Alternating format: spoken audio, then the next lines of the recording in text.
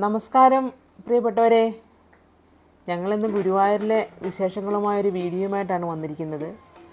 നിങ്ങൾക്കൊക്കെ അറിയാമല്ലോ, ഗുരുവായൂരിലിപ്പോൾ മണ്ഡലകാലത്തിൻ്റെയും ഏകാദശി വിളക്കിനോടനുബന്ധിച്ചിട്ടുള്ള തിരക്കാണ്. അവിടെ ഒരു ഉത്സവ പ്രതീതിയാണ് ഇപ്പോൾ ഗുരുവായൂരിൽ. ഞാനും ചേട്ടനും മൊഴിക്കുട്ടിയും കൂടെ ഈ തിരക്കൊക്കെ വന്ന് കാണാനും ആസ്വദിക്കാനും ഒക്കെ ആയിട്ട് വന്നതാണ്. ഗുരുവായൂരിൽ കിഴക്കേ നടയിലാണ് ഇപ്പോൾ. കിഴക്കേ നടയിലേക്ക് വന്നു കഴിയുമ്പോൾ അവിടെ ചെണ്ട വിൽക്കുന്നവർ, മാല വിൽക്കുന്നവർ എന്ന് വേണ്ട, ഉപ്പ് തൊട്ട് കർപ്പൂരം വരെ എന്ന് നമ്മൾ പറയില്ലേ, എല്ലാ സാധനങ്ങളും ഉണ്ട് അവിടെ. അത് കാണാൻ തന്നെ ഒരു പ്രത്യേക ചേലാണ്. അതുപോലെ തന്നെ ചെണ്ട വിൽക്കുന്നുണ്ടോ, ചെണ്ട കൊട്ടിൻ്റെ ഒരു ശബ്ദം തന്നെ അവിടെ കേൾക്കാം. ഈ ഉത്സവപ്പറമ്പിലേക്ക് വരുമ്പോൾ നമുക്കുള്ള ഒരു പ്രത്യേക ഒരു സുഖമുണ്ടല്ലോ, ഈ ശബ്ദം, ഉത്സവപ്പറമ്പിലെ ശബ്ദം, അതൊരു ആസ്വദിക്കുന്നത് പ്രത്യേക ഒരു സുഖമല്ലേ. കരകൗശലങ്ങൾ വിൽക്കുന്നവർ, ഒരു ചേച്ചി മാല വിൽക്കുന്നു. മാല ആ ചേച്ചി കോർത്തിട്ട് വിൽക്കുകയാണ്. എന്നിട്ടത് സെറ്റ് ചെയ്ത് അപ്പുറത്തെ ചേച്ചി അത് ആ സൈഡിലേക്ക് സെറ്റ് ചെയ്ത് വെക്കുന്നു. ഇത് കാണുന്നത് തന്നെ ഒരു പ്രത്യേകതയാണ്. നമ്മൾ ഗുരുവായൂരിലേക്ക് വന്നു കഴിഞ്ഞാൽ, ഏത് ഉത്സവപ്പറമ്പിലായാലും വന്നു കഴിഞ്ഞാൽ അവിടുത്തെ കാഴ്ചകൾ ആസ്വദിച്ച് ഇങ്ങനെ നടക്കുമ്പോൾ ഒരു പ്രത്യേകതയുണ്ട്. പ്രത്യേകിച്ച് ഗുരുവായൂരിലൊരു കാറ്റുണ്ടല്ലോ, ആ കാറ്റ് ആസ്വദിച്ച് ആ തണുപ്പറിഞ്ഞിങ്ങനെ നടക്കുകയെന്ന് പറയുമ്പോൾ എന്താ പറയുക, അതൊരു പ്രത്യേകതയാണ്. ആ ചേച്ചി ഞങ്ങൾ മാല വേണമെന്ന് പറഞ്ഞപ്പോൾ അത് കോർത്ത് കാണിച്ചു തരികയാണ്. ആ ചേച്ചിക്ക് ഞങ്ങൾ വീഡിയോ എടുത്ത് കണ്ടപ്പോൾ ഭയങ്കര സന്തോഷം കണ്ടോ. ആ ചേച്ചിയുടെ കയ്യിൽ നിന്ന് ഞങ്ങൾ ഒരു മാലയൊക്കെ വാങ്ങി. ഇപ്പോൾ വെറൈറ്റി ഒരു മാല അവിടെ ഇറങ്ങിയിട്ടുണ്ട്, ഒരു വെള്ള മുത്തിൻ്റെ, 50 രൂപയാണെന്ന് പറഞ്ഞു. അതിലെ ഒരെണ്ണമൊക്കെ വാങ്ങി. ഇപ്പോഴത്തെ ട്രെൻഡാണെന്ന് തോന്നുന്നു ഉത്സവപ്പറമ്പിൽ, അതൊക്കെ വാങ്ങി. പിന്നെ മൊഴിക്കുട്ടിക്ക് ഈ മോതിരം എന്ന് പറഞ്ഞാൽ വീക്ക്നെസ്സാണ്. എവിടെ പോയാലും കുട്ടിക്ക് മോതിരം വേണം.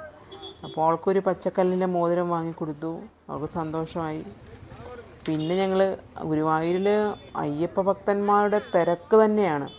അവിടെ നിറയെ തമിഴ്നാട്ടിൽ നിന്നും ആന്ധ്രയിൽ നിന്നും ഒക്കെ നമ്മുടെ കേരളത്തിൽ നിന്നെമ്പാടുമുള്ള അയ്യപ്പ ഭക്തന്മാർ, സ്വാമിമാർ ധാരാളം ഉണ്ട് അവിടെ. അതുപോലെ ആ ചേട്ടന് 100 രൂപയുടെ ഉടുപ്പാണ് കേട്ടോ, 100 രൂപയുള്ളൂ. ആ ഉടുപ്പ് ഞങ്ങളെ കാണിച്ചു തന്നു, മോൾക്ക് വാങ്ങാമെന്ന് പറഞ്ഞിട്ട്.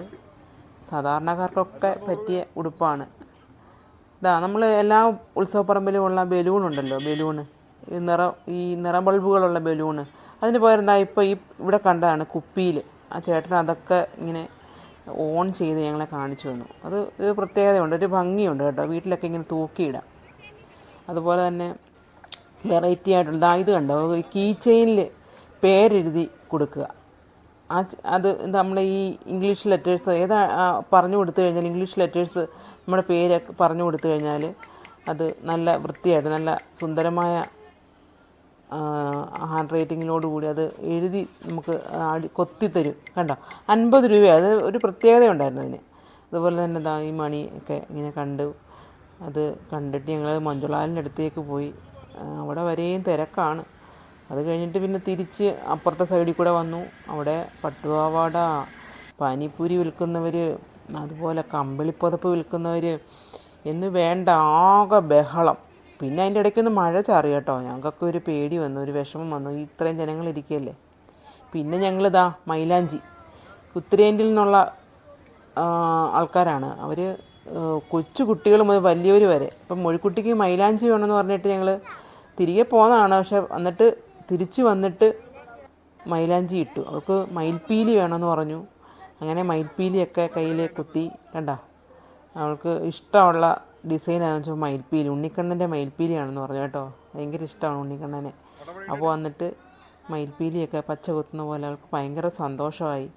അത് സ്കൂളിൽ നാളെ കൊണ്ട് കാണിക്കാമല്ലോ, അത് നനയ്ക്കാതൊക്കെ കൊണ്ടുപോകാമെന്നൊക്കെ പറഞ്ഞിട്ട് കുറേ നേരം അതിങ്ങനെ കൈ അനക്കാതെ വെച്ചുകൊണ്ടാണ് വന്നത്.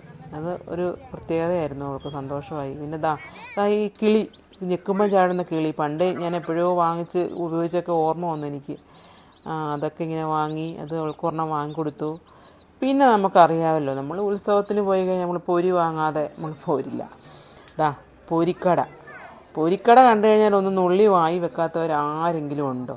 എല്ലാവർക്കും ഇഷ്ടമാണ് പൊരി. ആ പൊരി, പിന്നെ ഹൽവ, ഉഴുന്നുവട കുറേ പേരൊക്കെ എടുത്ത് കൊറിക്കുവാണ് കേട്ടോ.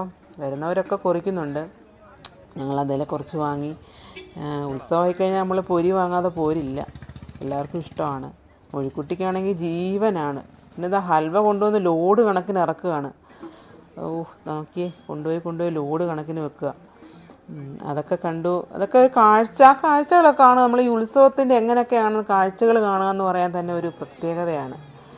അയ്യപ്പ ഭക്തന്മാർ, ഈ സ്വാമികൾ വന്ന് ഒരാൾ വാങ്ങിയാൽ ബാക്കി മൊത്തം ആൾക്കാരും അത് വാങ്ങി കൊണ്ടുപോകും. ഹൽവ മുറിച്ച് ചേട്ടൻ കൊടുക്കുക കണ്ടോ, കിലോ കണക്കിന് ഹൽവ. അതുപോലെ തന്നെ കരകൗശലങ്ങൾ. ഒരു കൊച്ചു കുട്ടിയാണ് കേട്ടോ. കണ്ട മാല വിൽക്കുന്നു.